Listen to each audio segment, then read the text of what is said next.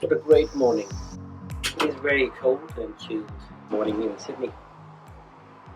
And as I promised in my last video, the introductory video, that I will be coming to you back in my different episodes, sharing my story of the 90 days I went through because of the COVID-19 pandemic, lockdowns, quarantine life, my international travel, and the real experience of living at home. I'm gonna take you through in this episode about my travel from here to Nepal, the experience in the plane, and few incidents where I almost broke down. My heart was heavy and my eyes were rolled with tears at times. I planned to go to Nepal for my business purpose and to see my family, especially my parents who are there. I had a previous plan booked, so my flight tickets were booked, so I decided to fly. When I entered airport, I could feel the difference. I could feel it is not the same departure I'm gonna have it like before. The airport was different. People were all scared of each other, wouldn't want to touch or come near each other. I checked in and the check-in counter, I feel the same, and at immigration counter, I was horrified. And I boarded in the flight. In flight, everything were normal, seats were there, everything was there. People were just scared of each other. Everyone wearing masks and glasses, wouldn't trust anyone. After the horrible flight, I landed in Kathmandu. In Kathmandu, I could feel in the airport, it was all dead quiet, and people, even there also, everyone was trying to go away from each other. Next morning, I went around Kathmandu. I visited the temple Pashupatinath. It was all social isolation. It was all pandemic. It was all self-isolation. It was all quarantine life. People were scared of each other there again. Temple was not like before. The rush was there, but people wouldn't be pushing each other. Unlike before. I did my prayers, I did all. In my prayers, I was just praying for the world's betterment. I was praying for the betterment for the world. I was hoping for the world to fight against Corona quick. Did my prayers. I did everything. My heart was still beating faster because I could feel the difference. I was home, but I was not home because I was scared. I was not feel welcome. Even on the roads, people were just worried. And if someone find that I'm from overseas currently, they would just treat me like they're meeting an alien. Even good friends were not good. Nobody wanted to meet me. I felt all alone, by myself, lonely, nifty, and low.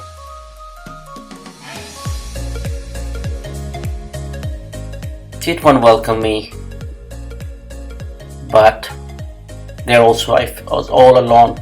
I enjoyed my lockdown life with my parents. I did my few office works. I did everything, but still I didn't know. I didn't feel welcome at home itself. It was all Corona, COVID-19 pandemic. Money was not money. People wouldn't care about money. People were just worried about their life. What rich, what poor, what homeless, what with all food, what with no food. There was no value because it was Corona time and people were just worried to save their lives.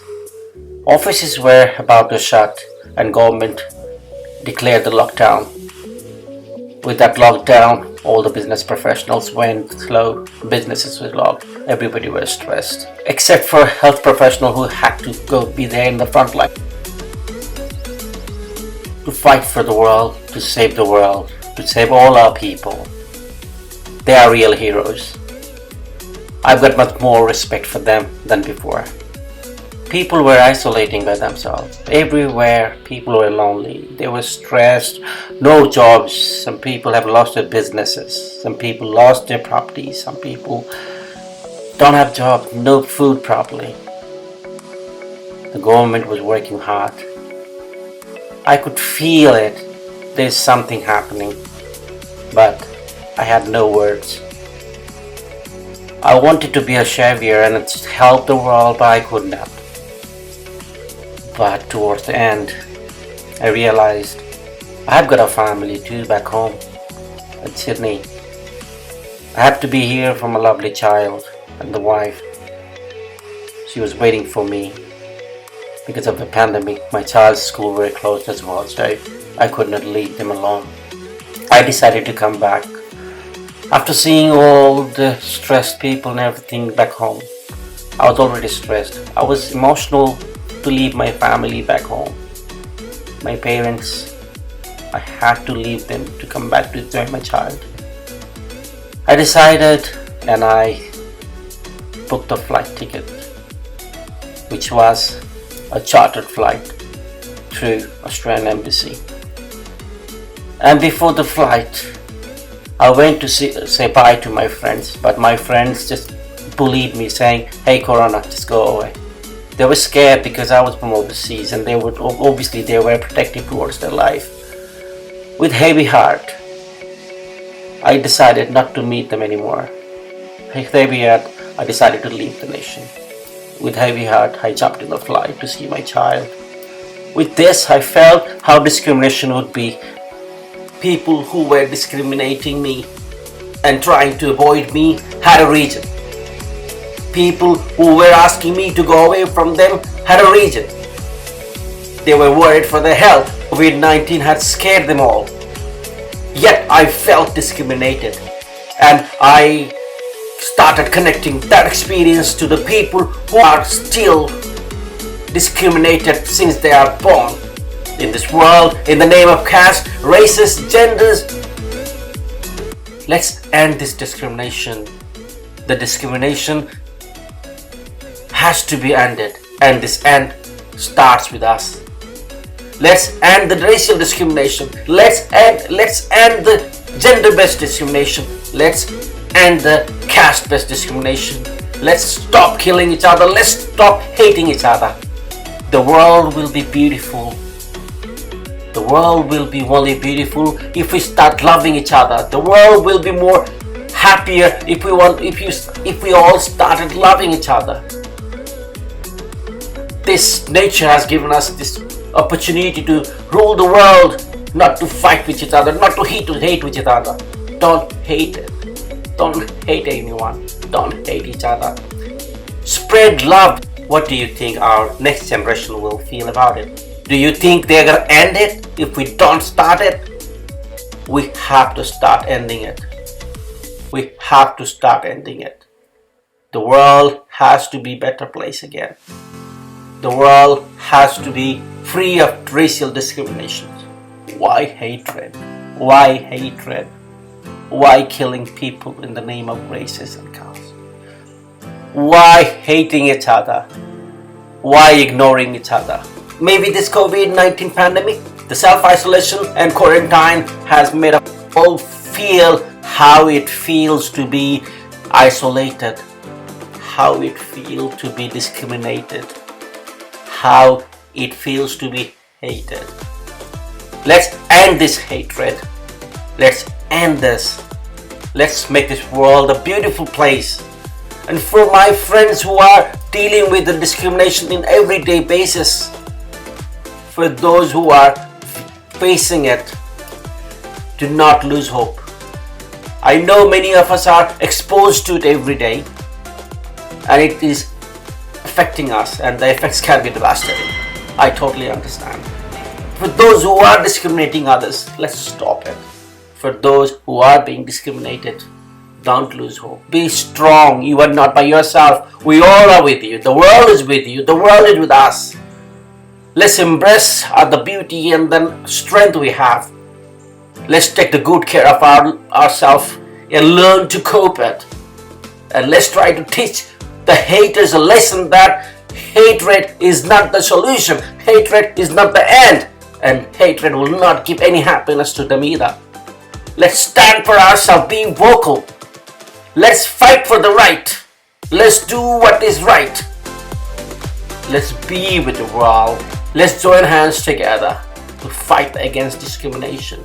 For my friends who are already facing discrimination in name of various different things, do not go it alone. Do not fight alone. People are really stronger and safer when they stand together. We all are with you. We fight together. We are not by ourselves. Let's mobilize our friends, families, co-workers. We are stronger when we stand together. Let's share our stories. Let's make our voices heard, uniting with others who face the same situation as you do can help you to obtain the resources and social support you need to survive. They can give you a base to mobilize should you decide to organize and fight for your rights. My friends, there truly is a time for daring and a time for caution. An intelligent person who knows the difference weighs the cost and benefit and decide for themselves what they are able to and willing to do. Take the stock of yourself, capitalize your strength, and put a plan in motion to compensate for your weaknesses. Do the best to protect yourself and others to minimize the risk. Timing is critical. Strategize carefully and achieve maximum impact. Let others know how their words and actions have affected you and those you care about. Fight for your right. In order to effect change, people need to be made aware that problem exists. Contact your representatives, contact your people, contact your family members, contact your peers. Seek help if you need to. The more people who can see the real life impact, injustice of what's happening, the more we can fight to the end of discrimination once and for all. One of the best ways you can fight discrimination is by taking a good care of yourself. Your survival is not just important, it is an act of revolution. Make your life revolutionary by exercising, eating healthy, and finding ways to de-stress yourself every day. Find ways to embrace and celebrate your identity, the strength and beauty of you, being you. Read books, talk to people, go to identity affirming events, call upon trusted friends and relatives, people with healthy sense of self for support. Also consider speaking for help from a trained professional in your area to create the solutions to which can be fitted in your situation. Once again, for those who are discriminating others, please stop discriminating. Let's make this world discrimination-free world. Let's make this world a friendly world. Let's hand over this world as a happy world to our next generation. Let's stop discrimination. Let's say no to discrimination. We all are human. Let's not be inhuman to all our friends and families. No matter what color we are, no matter what language we speak, no matter where we belong to, no matter how we look. We all are one mankind. My dear friends, let's end this discrimination. I have felt how it feels. Please, let's unite to say loud and proud, no to discrimination.